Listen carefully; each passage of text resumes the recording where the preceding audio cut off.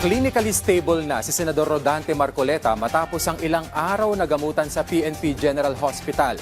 Fit to travel na rin ang senador pero hindi pa tiyak kung kailan siya maililipat sa regular na kulungan.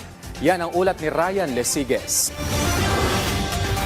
Matapos ang isang linggong pananatili sa PNP General Hospital dahil sa fluctuating blood pressure at mild pneumonia, maaari nang makalabas sa PNP-GH si Senator Rodante Marcoleta. Ayon kay PNP-GH Internal Medicine Department Chief Police Lieutenant Colonel Ben Alibayani, stable na ang kondisyon ng senador at controlled na ang blood pressure na 130/90. Tinatapos na lamang ng senador ang pag-inom ng kanyang antibiotics para sa kanyang mild pneumonia. Clinically stable naman po si Senator Marcoleta. Controlled po ang blood pressure po natin ngayon and nakapagpasa na po kami ng medical report, so antayin na lang po natin. Sabi pa ni Bayani na fit to travel na ang mambabatas pero hindi pa aniya masabi ng kanyang mga doktor ang eksaktong araw kung kailan itong maililipat sa regular na kulungan.